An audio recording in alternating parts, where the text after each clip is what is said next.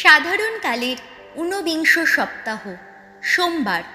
প্রথম পাঠ প্রবক্তা এজেকিয়েলের গ্রন্থ, 1 অধ্যায়, পদ সংখ্যা 2 থেকে 5 এবং 24 থেকে 28। প্রবক্তা এজেকিয়েল ভগবানের মহিমার দর্শন পান। সেদিন 30 বছরের চতুর্থ মাসের পঞ্চম দিন। তখন রাজা জেহোয়াকিনের নির্বাসনের পঞ্চম বছর চলছে। সেই সময় কালদীয়দের দেশে কেবার নদীর তীরে ভগবানের বাণী বুজির পুত্র যাজক এজেকিয়েলের প্রতি উচ্চারিত হল। সেখানেই ভগবানের হাতের শক্তি তাঁর উপর ভর করল। আমি এজেকিয়েল তখন তাকিয়ে দেখতে পেলাম, উত্তর দিক থেকে বয়ে আসছে একটা ঝোড়ো বাতাস, আসছে একটা বিরাট মেঘ, যার মধ্য থেকে সারাক্ষণ ঝলসে উঠছে আগুন, যার চারপাশ ঘিরে আছে উজ্জ্বল দীপ্তি। ভিতরে একেবারে সেই আগুনের মাঝখানে দেখা যাচ্ছিল কেমন যেন আভা, যেন চকচকে পেতলেরই আভা। আবার ঠিক মাঝখানেই দেখা যাচ্ছিল কেমন যেন আকৃতির 4টি প্রাণী। দেখতে তারা এই রকম, তাদের আকৃতি মানুষেরই মতো। তারা যখন চলছিল তখন তাদের ডানাগুলির শব্দ শুনতে পাচ্ছিলাম। মনে হচ্ছিল এ যেন সুবিপুল জলরাশির শব্দ, যেন স্বয়ং সর্বশক্তিমানের কণ্ঠের শব্দ, যেন একটা গোটা সেনাবাহিনীর কোলাহলের মতো তুমুল আওয়াজ। তারা যখন থামছিল, তাদের ডানাগুলি তখন নামিয়ে নিচ্ছিল তারা। তাদের মাথার ওপর যে বিশাল বিতান ছিল, হঠাৎ তার ওপর থেকে কিসের যেন শব্দ বেজে উঠছিল, আর তখনই তারা থেমে গিয়ে তাদের ডানাগুলি নামিয়ে নিচ্ছিল। তাদের মাথার ওপর যে বিশাল বিতান ছিল, তার ওপর নীলকান্ত মণির মতো দেখতে কি একটা কিছু যেন ছিল, যেন একটা সিংহাসনেরই প্রতিরূপ। সিংহাসনের প্রতিরূপ সেই যা ছিল, ঠিক তারই ওপর উঁচুতে একেবারে সব কিছুরই ওপর দেখা যাচ্ছিল মানুষের মতো দেখতে কারো যেন একটা আকৃতি। তারপর আমি দেখতে পেলাম তার দেহের যে অংশটি কোমরের মতো দেখতে, সেখান থেকে দেহের ওপরটা পর্যন্ত কেমন যেন আভা বেরোচ্ছে, যেন চকচকে পেতলেরই আভা।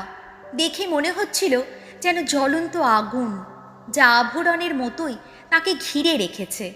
আর দেখলাম তার দেহের যে অংশটি কোমরের মতো দেখতে, সেখান থেকে দেহের নিচেটা পর্যন্ত সবটাই যেন জ্বলন্ত আগুন, যার চারপাশ ঘিরে আছে উজ্জ্বল দীপ্তি। বৃষ্টির দিনে মেঘের বুকে বর্ণধনু দেখতে যেমন, চারপাশের ওই উজ্জ্বল দীপ্তিও দেখতে ঠিক তেমনই লাগছিল। এইভাবে আমার সামনে দেখা দিয়েছিলেন স্বয়ং ভগবানের মহিমারই প্রতিরূপ। প্রভুর বাণী, শাম সঙ্গীত ধুয়ো। প্রভু, স্বর্গমত্ত উচ্ছ্বলিত তোমার মহিমায়। স্বর্গলোক থেকে ভগবানের স্তব করো, ঊর্ধ্বলোকে তাঁর স্তব করো। ভগবানের সমস্ত দূত তাঁর স্তব করো, যত স্বর্গবাহিনী তাঁর স্তব করো। ধুয়ো। প্রভু, স্বর্গমত্ত উচ্ছ্বলিত তোমার মহিমায়। তাঁর স্তব করো তোমরা সবাই, পৃথিবীর যত রাজা, যত জাতি, পৃথিবীর যত নেতৃজন, যত শাসক মানুষ, শিশু, বৃদ্ধ, তরুণ, তরুণী, সকলেই তাঁর স্তব করো। ধুয়ো। প্রভু, স্বর্গমত্ত উচ্ছ্বলিত তোমার মহিমায়। সকলেই ভগবানের নাম কীর্তন করুক। তাঁর নাম তো, শুধু তাঁরই নাম তো মহামহিয়ান। তাঁর মাহাত্ম্য স্বর্গমর্তে সর্বত্রই বিরাজিত। ধুয়ো। প্রভু, স্বর্গমত্ত উচ্ছ্বলিত তোমার মহিমায়। সকলেই তিনি তার আপন জাতিকে করেছেন শক্তিতে মহান। তাই তো তার সকল ভক্তের কাছে, ইসরায়েলের মানুষ যারা, তার কাছের মানুষ যারা, তাদের সকলেরই কাছে তিনি নিত্য বন্দনীয়। ধুয়ো।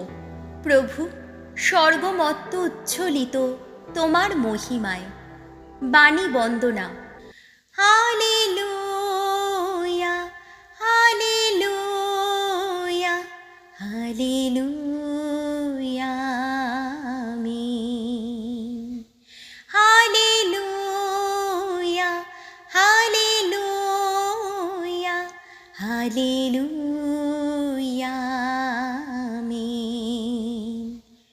প্রভু তোমার আলো দিয়ে আমায় জালো, আমার জীবন পূর্ণ করো। প্রভু তোমার আলো দিয়ে আমায় জালো, আমার জীবন পূর্ণ করো। Hallelujah, hallelujah, hallelujah, amen. Hallelujah, hallelujah, hallelujah, আমিন। মথি রচিত মঙ্গল সমাচার 17 অধ্যায়, পদ সংখ্যা 22 থেকে 27।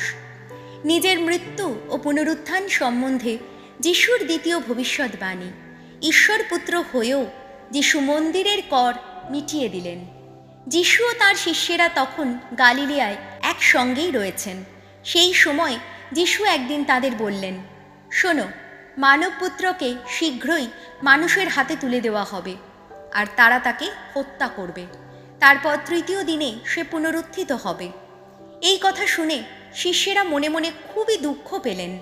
পরে যিশু ও তাঁর শিষ্যেরা কাফারনাউমে এসে পৌঁছলেন। যারা মন্দিরের কর, সেই দুটি রূপোর টাকা আদায় করতেন, তারা পিতরের কাছে এসে বললেন, আপনাদের গুরু কি মন্দিরের কর দেন না? তিনি বললেন, হ্যাঁ, নিশ্চয়ই দেন।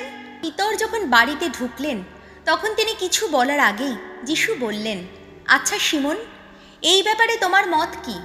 পৃথিবীর রাজারা কাদের কাছ থেকে কর বা রাজস্ব আদায় করেন? তাদের পুত্রদের কাছ থেকে, না অন্য লোকদের কাছ থেকে? পিতর উত্তর দিলেন, অন্য লোকদেরই কাছ থেকে। তখন যিশু তাকে বললেন, তার মানে পুত্রেরা কর দিতে বাধ্য নয়, তবুও ওদের ধর্মবোধে আঘাত দিতে চাই না। তাই তুমি বরং সাগরে গিয়ে বড়শি ফেলো, আর প্রথম যে মাছটা ওঠে সেটাকে ডাঙায় তুলে আনো। তার মুখ খুলে তুমি একটা 4 টাকার মুদ্রা পাবে। সেটা নিয়ে তুমি আমার ও তোমার কর হিসাবে ওদের হাতে তুলে দিও। প্রভু যিশুর মঙ্গল সমাচার।